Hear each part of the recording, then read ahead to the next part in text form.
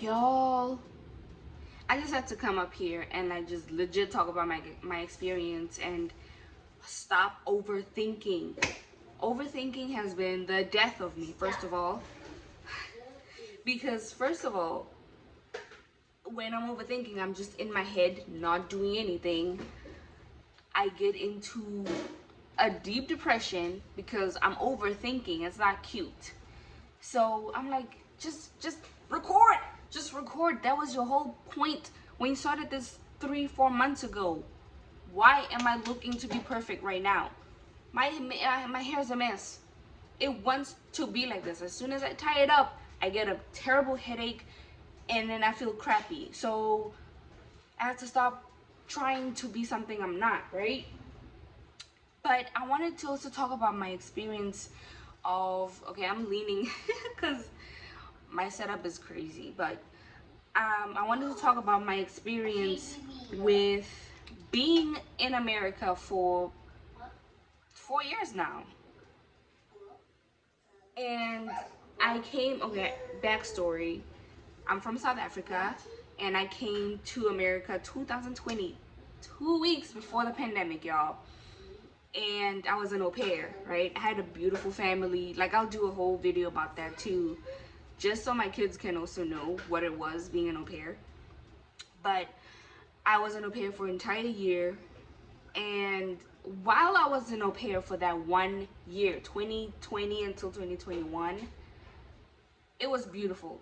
I'm not even going to lie. It was beautiful, okay?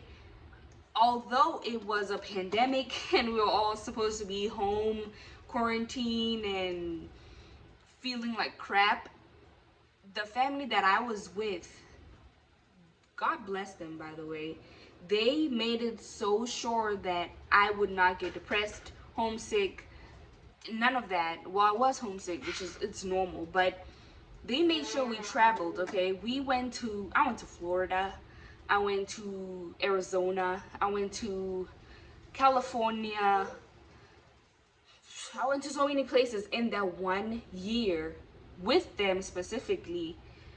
And because it was a pandemic, they could work from home, so we were able to do those things, and it was so amazing. But at that time, I was living I call it the princess life because everything was great.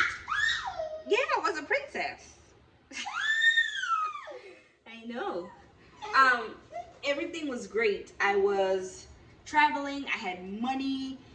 I didn't have to use my own money for anything. They would buy food, everything that I needed. I remember this one vacation we went to, they even bought me some clothes. I was like, okay, shit.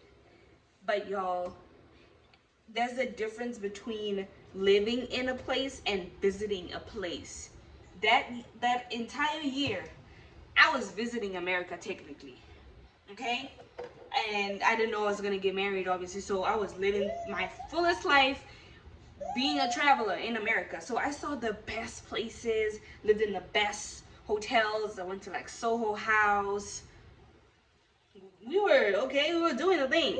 But that's nothing like living in a place. I was visiting, so I got ooh, all the cute experiences, and it was great until I got married, had kids, and now I'm living here. There's no vacation every month. It's not lavish, okay? It's not you get to do whatever you want. Now I have a husband and I have kids and I have my own house. I have to buy my own groceries. I have to live. When I tell you, maybe it's being black in America, I don't know, but the experience is so it's different. It's like I'm in America. It's not cute. Being here is not cute. Okay? If anything, the food quality terrible. The justice system terrible. At least for people who look like me. So I live in it's constant fear.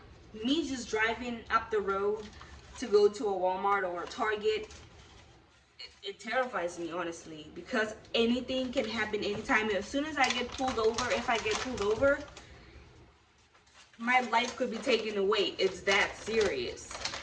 But like, bad stuff apart, it's just so different to when I was an au pair versus now being a wife and a mom of Americans. Technically, I'm one of them, right? So it was just too much for me. And I think that's why I got depressed, because the change was so sudden. I'm used to traveling. I love traveling. I love seeing new places, meeting new people. I love the beach. I love hiking. I love all those travel experiences. And as soon as I did not get that on a constant mode, I think, child,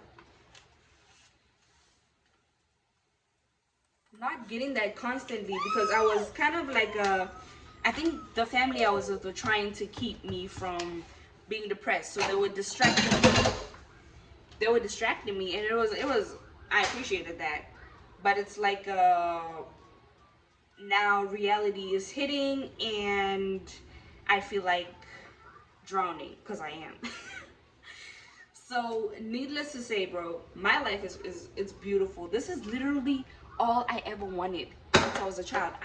Everybody knew I wanted an American husband with American children. Literally a girl and a boy. So I manifested this, and it came true. So I'm not complaining. I'm not saying, oh, don't come here. No, just look at it in different lenses. If you're going to be traveling to a place, obviously it's going to be beautiful. But living in a place, it's so, so different. You have no idea. I had to buy everything from scratch for a house, because shit was real. But if you have like any aspirations of living somewhere else, let me just say America, for instance, because everybody wants to come to America, right? If you legit want to live here, you have to adjust your expectations a little bit, just a little bit, because when you actually live here, you have to go buy groceries every week, every 2 weeks. It gets real. Unlike traveling, and you get to eat pizza in a hotel or go here, go there. That's not everyday life. If that's your everyday life, good for you. I want that too. But oh my goodness, I feel like there's just so much for me to see in this country.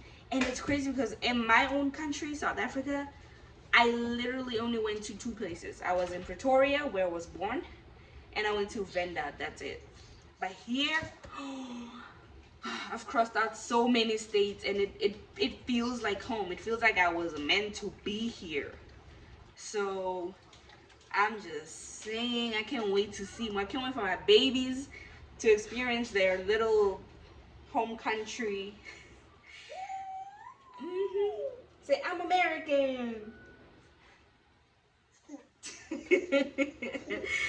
But oh my goodness, it is so different. And for anyone who wants to come here or go anywhere else, just know, if you're traveling, good, you're gonna be fine. But if you're actually living here like for a year or 2 years because you're a teacher, or you're coming here for work, like basic everyday, it's gonna get a little bit heavy. But like, if you're prepared for it, then I think you're gonna be fine.